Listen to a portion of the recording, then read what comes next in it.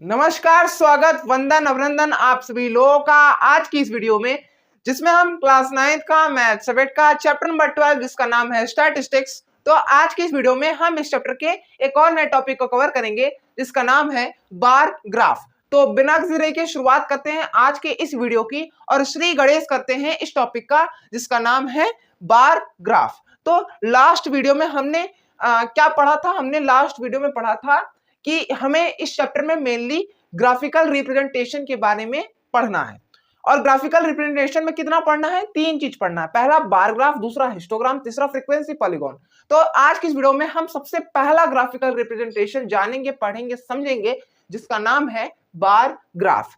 तो मैंने आपको उसमें यह बताया था कि हम आखिर ग्राफिकल रिप्रेजेंटेशन करते किसका है। तो हम एक स्पेसिफिक डेटा का ग्राफिकल रिप्रेजेंटेशन करते हैं।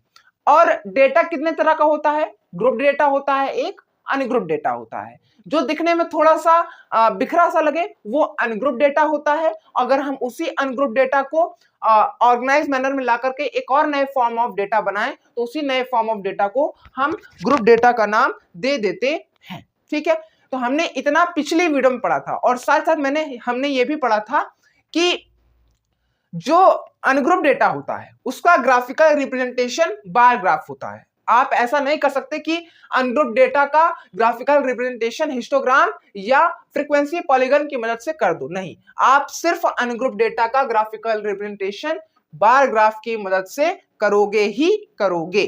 ठीक है, तो बार ग्राफ में हमें ज्यादा कुछ समझना नहीं है। इसमें हमें सबसे पहले यह समझना है कि आखिर बार ग्राफ बनता कैसे। ठीक है, तो इसे समझने के लिए हम छोटा सा सिंपल सा एग्जांपल लेंगे। मान लीजिए आज आपके स्कूल में मैथ सब्जेक्ट में क्लास टेस्ट हुआ और वो क्लास टेस्ट 20 नंबर का था और आपके क्लास में 10 बच्चे प्रेजेंट थे। ठीक है, उन 10 बच्चों में से मान लीजिए जो पहला बच्चा था वो लाया 1 नंबर, जो दूसरा बच्चा था वो मान लीजिए लाया 2 नंबर, इसी तरीके से जो तीसरा बच्चा था वो लाया 3 नंबर। ठीक है, इसी तरीके से 6 नंबर, 10 नंबर, ठीक है, 17, 14, 5, 10, 1। तो इस तरीके से 10 बच्चों ने अपने अपने क्लास टेस्ट में मार्क्स अटेंड किए हैं। ठीक है, अटेंड किए हैं। ठीक है, अब ये जो फॉर्म ऑफ डेटा है, ये थोड़ा सा दिखने में बिखरा हुआ नहीं लग रहा है? तो अगर ये बिखरा हुआ लग रहा है तो ये कौन सा डेटा हुआ?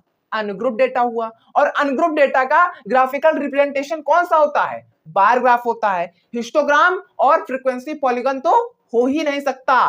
ठीक है, तो हम चाहें तो इन सभी बच्चों के मार्क्स का बार ग्राफ बना दे, लेकिन हमें और भी चीजें समझनी है इस टॉपिक में। तो थोड़ा सा हम छोटा डेटा लेते हैं। मान लीजिए हमने सिर्फ 3 बच्चों के मार्क्स का डेटा लिया। ठीक है, मान लीजिए 10 बच्चों में जो सबसे पहला बच्चा था उसका नाम मान लीजिए मैंने लिया राम, मैंने मान लिया। ठीक है, जो दूसरा बच्चा था वो मान लीजिए श्याम, और जो तीसरा बच्चा था वो मान लीजिए वो था अंकित। ठीक है, ठीक है, तो राम ने 1 नंबर लाए, श्याम ने 2 नंबर लाए और अंकित ने 3 नंबर लाए 20 में से। ठीक है, बहुत ही गधे बच्चे हैं। ठीक है, अब हम इन 3 बच्चों के मार्क्स का बार ग्राफ बनाएंगे। ठीक है, तो बार ग्राफ कैसे बनता है? तो बार ग्राफ कुछ इस तरीके का बनता है। बार ग्राफ कुछ इस तरीके का बनता है। ठीक है, एक साइड हम लिखते हैं मार्क्स, एक साइड हम लिखते हैं मार्क्स कुछ इस तरीके के, और बचता है दूसरा साइड जो कि है नीचे वाला। तो नीचे हम क्या लिखते हैं? नीचे की तरफ हम लिखते हैं names of students, names of students, इस तरीके से हम लिखते हैं। तो ये जो 3 बच्चे हैं राम, श्याम और अंकित, ये तीनों बच्चे किस सेक्शन में आएंगे? मार्क्स के सेक्शन में कि नेम्स ऑफ स्टूडेंट्स के सेक्शन में? जाहिर सी बात है कि ये तीनों जो हैं ये नेम्स हैं बच्चों के, तो ये सीधा सीधा नेम्स ऑफ स्टूडेंट्स के सेक्शन में आएंगे। तो सिंपली हम एक यहां पे लिखेंगे राम, फिर उसके थोड़ा सा आगे लिखेंगे श्याम, फिर उसके थोड़ा सा आगे हम लिख देते हैं क्या? अंकित। ठीक है, ठीक है, ठीक है, ठीक है, ठीक है। अब ये जो 1, 2 और 3 है ये क्या है? तीनों बच्चों के मार्क्स हैं। तो बचता है एक ही सेक्शन जो कि है मार्क्स का सेक्शन, तो हम इन तीनों को इसी सेक्शन में ला देंगे। ठीक है, तो ऐसे नहीं ले आएंगे, हम सीधा नंबरिंग करते हैं। ठीक है, जो दूसरा वाला सेक्शन बचता है उसमें हम कुछ सोचते नहीं, हम अपने मन से काम करते हैं। मान लीजिए इस पॉइंट पे 1 माना हमने, इस पॉइंट को 2 माना हमने, इस पॉइंट को हमने 3 माना, वैसे इस पॉइंट को हमने 4 माना, इस पॉइंट को 5 माना और इस पॉइंट को 6 माना। राम कितना मार्क्स लाया था? ये राम है, राम कितना मार्क्स लाया था? 1 मार्क। तो हम कुछ इस तरीके से रिप्रेजेंट कर देते हैं कि जो राम था वो 1 मार्क लाया, ठीक है। श्याम कितना मार्क लाया? श्याम लाया 2 मार्क्स, तो 2 के सामने ये आएगा ना, ठीक है। तो श्याम का डेटा बन गया, श्याम लाया 2 मार्क्स। जो अंकित था वो कितना मार्क्स लाया? 3 मार्क्स। तो ये अंकित रहा और ये 3 रहा, तो इसको हम आमने सामने ला देंगे तो ये इतना बड़ा बनेगा, ठीक है। तो यही जो फॉर्म ऑफ ग्राफिकल रिप्रेजेंटेशन है इसी को हम बोलते हैं बार ग्राफ, ठीक है, ठीक है। ऐसे ही हम बनाते हैं बार ग्राफ किसी भी स्पेसिफिक डेटा का, ठीक है, ठीक है। समझ में आया? समझ में आया? और कुछ बच रहा है क्या? और कुछ नहीं बच रहा है, ठीक है। तो अब हम इस टॉपिक को और क्रिस्टल क्लियर करने के लिए एक क्वेश्चन लेते हैं और उसी क्वेश्चन को सॉल्व करते हैं, ठीक है, इसी टॉपिक से रिलेटेड है। तो क्वेश्चन आपके स्क्रीन पर ये रहा कि a family with a monthly income of 20,000 rupees had planned the following expenditures under various heads. तो हेड्स के सेक्शन में दिया है grocery, rent, education of children, medicine, fuel, entertainment, miscellaneous, ठीक है। फिर उसके सामने सामने उन सभी हेड्स का एक्सपेंडिचर दिया है, ठीक है। इसमें 4, 5, 5, 2, 2, 1, 1 भले दिया है, लेकिन एक्सपेंडिचर के बगल में आप देखोगे टेबल में तो आपको ये दिखेगा कि लिखा है इसमें ब्रैकेट में इन 1000 रुपीज, यानी अगर यहाँ पे 4 लिखा है तो 4 मल्टीप्लाई बाय 1000 यानी कि हो गया 4000, ठीक है। इसे आपको 4000 मानना। वैसे ये अगर यहाँ पे 5 लिखा है तो इसे आपको 5000 मानना है। वैसे यहाँ पे अगर 2 लिखा है तो यहाँ पे आपको क्या मानना है? 2000। और वैसे यहाँ पर 1000 मान लेना है, ठीक है।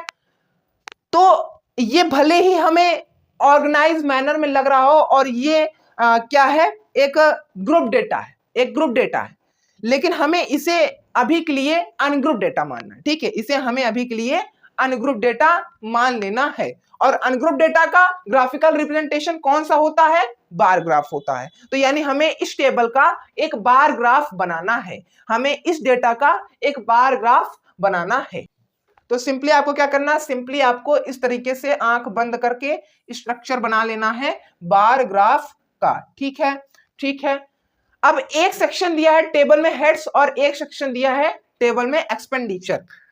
तो मान लीजिए, अच्छा एक और चीज, अगर किसी भी डेटा में जो नंबर वाला सेक्शन होता है उसे हम हमेशा इस तरफ लिखते हैं और जो दूसरा वाला सेक्शन होता है उसे हम नीचे लिखते हैं। तो इसमें नंबर वाला जो सेक्शन है वो है एक्सपेंडिचर, तो एक्सपेंडिचर को हम इस साइड लिखेंगे, ठीक है। ओके जी, ओके जी, ओके जी। अगला बचता है हेड्स, ठीक है। तो हेड्स हम इस साइड लिख देंगे, हेड्स हम इस साइड लिख देंगे, ठीक है, ठीक है जी, ठीक है जी। अब हेड्स में कितने चीजें हैं? सबसे पहला है ग्रोसरी, मैं शॉर्ट फॉर्म में लिख देना हूं, ठीक है। अब हेड्स में सबसे पहला क्या दिया है? ग्रोसरी, तो मैं शॉर्ट फॉर्म में लिख दे रहा हूं, ठीक है, ग्रोसरी। फिर उसके बाद दिया रेंट, ये हो गया रेंट आपका। फिर उसके बाद दिया है एजुकेशन ऑफ चिल्ड्रन, ये हो गया आपका एजुकेशन ऑफ चिल्ड्रन।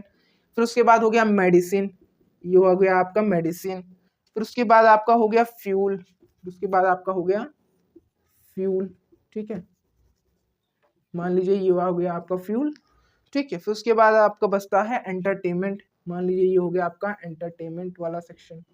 फिर इसे और एक्सटेंड कर देंगे और लास्ट में बचता है मिसलेनियस, तो मिसलेनियस वाला ये हो गया पार्ट, ठीक है। अब हमने आपको बताया था एक सेक्शन आपको टेबल के रेस्पेक्ट में बनाना है, बाकी का जो सेक्शन होता है नंबर वाला सेक्शन उसे आपको अपने हिसाब से बनाना होता है, ठीक है। तो एक्सपेंडिचर तो आपने लिख दिया, लेकिन एक्सपेंडिचर के आगे टेबल में लिखा है ब्रैकेट में, क्या लिखा है? इन 1000 रुपीज। क्या लिखा है? इन 1000 रुपीज, ठीक है, इन 1000 रुपीज, ठीक है, इन 1000 रुपीज, ठीक है। मान लीजिए मैंने इस पॉइंट को माना 1, इस पॉइंट को माना 2, इस पॉइंट को माना 3, इस पॉइंट को माना 4, इस पॉइंट को माना 5, ठीक है, ठीक है, ठीक है। अब जो सबसे पहला वाला था ग्रोसरी, उस पे गया है 4, उस पे गया है 4, तो मैंने इस तरीके से बनाया। फिर उसके बाद है रेंट, रेंट का गया है 5 पे, तो ये हो गया, ठीक है। फिर उसके बाद गया है एजुकेशन में 5, तो एजुकेशन में ये हो गया 5, बिल्कुल ये दोनों बराबर होंगे। फिर मेडिसिन, मेडिसिन में गया है 2, तो ये हुआ मेडिसिन में 2, ठीक है। फिर उसके बाद फ्यूल में गया है 2, तो फ्यूल में ये 2 दोनों बराबर होंगे। एंटरटेनमेंट में गया है 1, एंटरटेनमेंट में गया है 1, ठीक है। और मिसलेनियस में भी गया है 1, तो ये दोनों भी बराबर हो जाएंगे, ठीक है। तो इस तरीके से आपको इस टेबल का बार ग्राफ बनाना है, इस तरीके से आपको इस डेटा का बार ग्राफ बनाना है, ठीक है, ठीक है, क्लियर है। तो इतना ही था आपका बार ग्राफ टॉपिक, ठीक है। अभी तक के लिए सिर्फ इतना ही, मिलते हैं अगली वीडियो में, लास्ट तक के लिए बने रहने के लिए थैंक यू सो मच। और हाँ, वीडियो को लाइक, वीडियो को शेयर और चैनल को सब्सक्राइब करना बिल्कुल भी मत भूलिएगा। एक बार फिर से लास्ट तक के लिए बने रहने के लिए थैंक यू सो मच।